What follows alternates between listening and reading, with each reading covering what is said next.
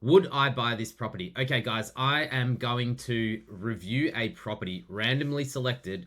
We're going to get ChatGPT to help us out today. But I'm going to pick a property from a random suburb and I'm going to give you the view of how I would look at things as a buyer's agent. I've been in the space over 10 years, actively as a buyer's agent for the last 8. So I'm going to deep dive and I'm going to show you exactly what I'm looking at. And these are all tips and tricks that you guys can go and do at home. I do a lot of due diligence before I go and view properties. So I'll show you all the stuff that I look at. And yeah, by the end of it, you'll know if this is a good property or a bad property. But let's jump into it. So I'm on trusty old ChatGPT and let's see what it's going to come up with. Mooloolaba. Okay, I love Mooloolaba.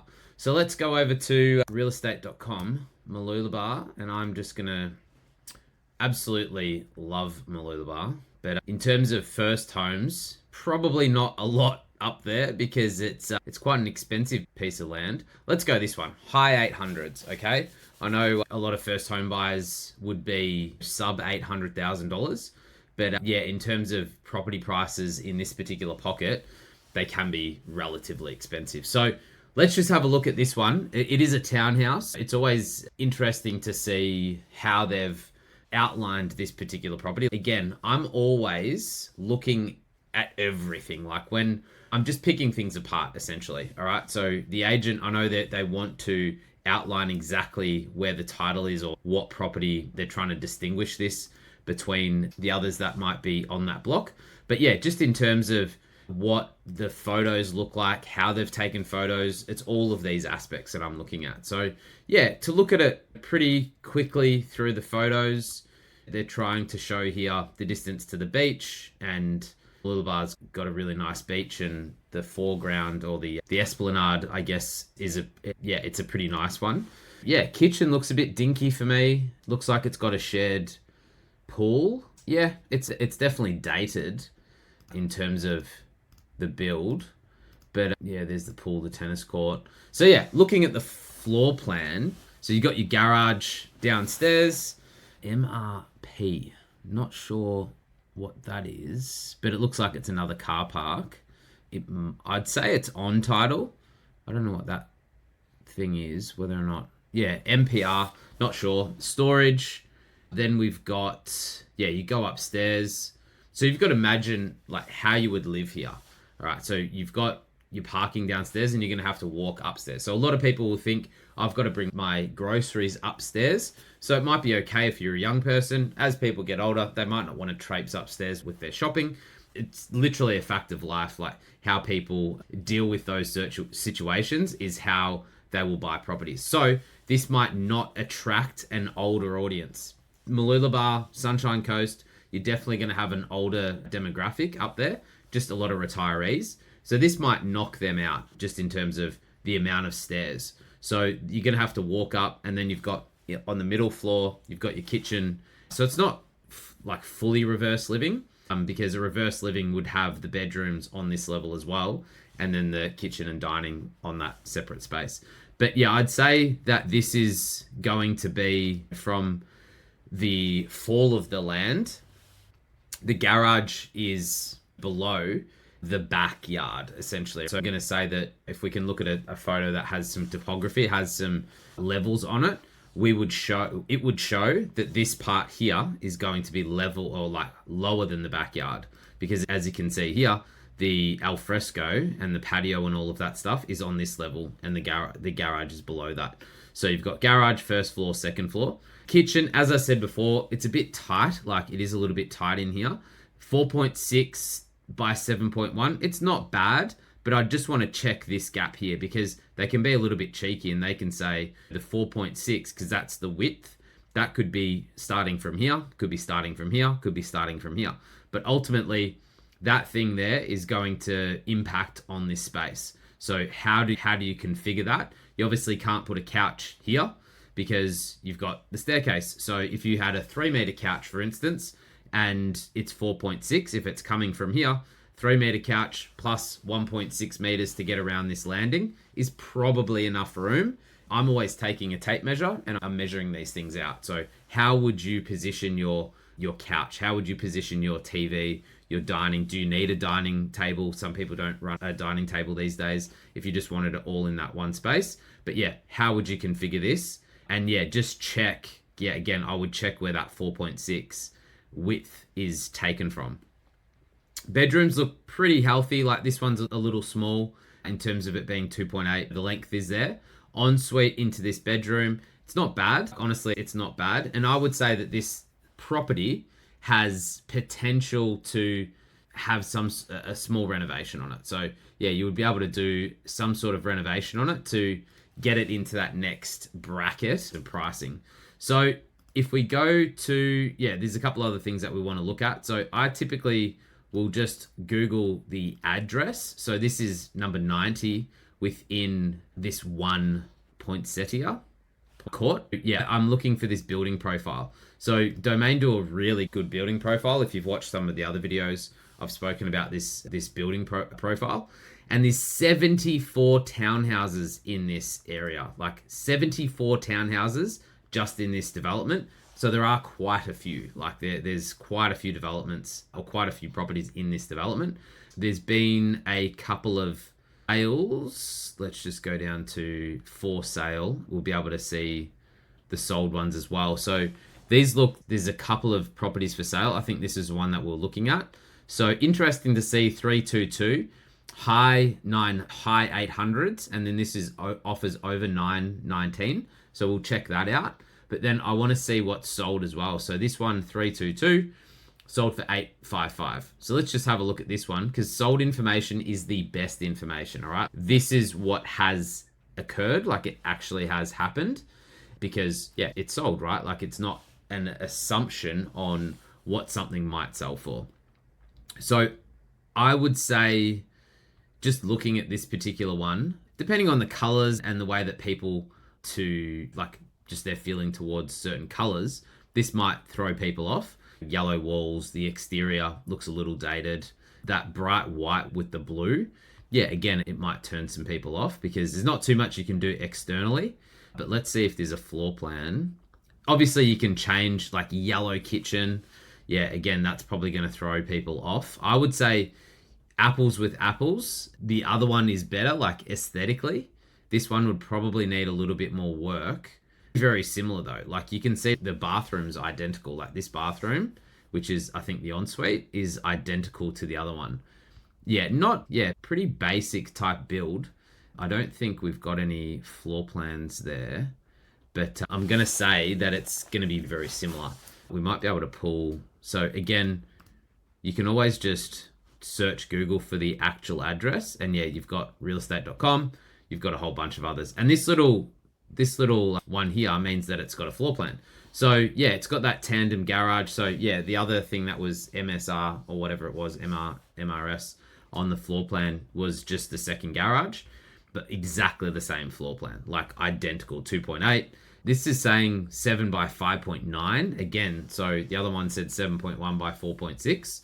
So this one back here, so 7.1 by 4.6. They're exactly the same floor plan. So this is what I was saying before around like checking the dimensions, because that's over a meter. It's 1.3 meter difference. So the other guys are probably telling the truth, and it's going to be from this shorter distance. Like they're actually telling you, hey, this is the space, where this particular one might be from this edge here. So again, you just want to check the numbers and don't always, just go off what the agents are saying. And they'll always have a disclaimer saying, this is to the best of our ability, we're telling you the information. So the other properties that have sold in here, so there's one that sold for $985. Because there's so many properties in here, there's nearly 74 properties in here. I don't know what this breakdown is. If there's apartments as well, there could be some other apartments in there.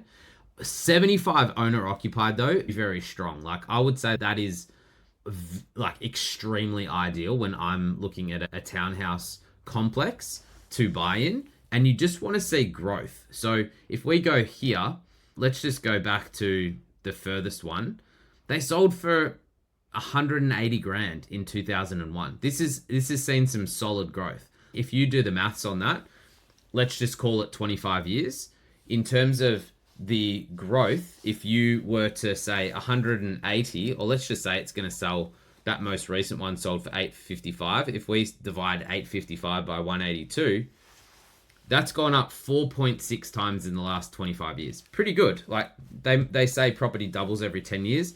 It's typically a bit shorter than that, like maybe every 7 years. So this would see 3 cycles. This has gone better than that, where it's 4.6 times the original purchase price over that period of time. And if I go to, let's just see if we can pick, 15 years ago, 320 grand. So we're seeing this like steady increase over the years. 2015, so 10 years ago, 458, 360, again, doubled in price. Like it's pretty much doubled in price in the last 10 years. So yeah, this is an okay complex. Like when I first saw that 75 or 74 properties in here, I'm like a little bit hesitant. The next thing that I'm going to do is I'll go back to realestate.com and I just want to see, Google, I just want to see where it's located. Again, the location is not ideal for me. Like right next to this motorway, right next to, I think it's like Sunshine Coast Motorway. Yeah. So that's the main arterial road. Some people might be okay with that. It's not like the M1. It is a little bit different. It's not, like this huge freeway. So people might be okay to live near there. And if I was looking at properties and it was in this segment here, I don't know if I wonder if this will pull in the actual location. So sometimes you can get lucky and Google has the actual dwelling identified. Yeah, it's got unit 90. So it's backing onto Mooloolaba Road. Again, not ideal to me. And what I was saying before about the undulation, like the topography of the land, you can see there it drops off a cliff, right? That is very steep in terms of the back, which is fine because they've leveled it all out.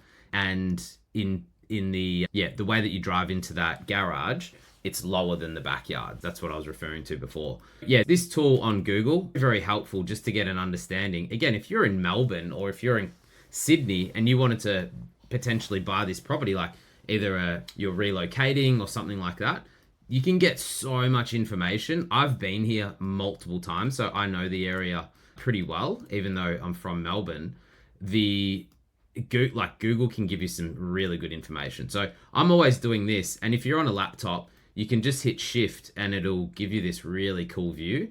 So you can see the lay of the land, right? Like you can see how it all works.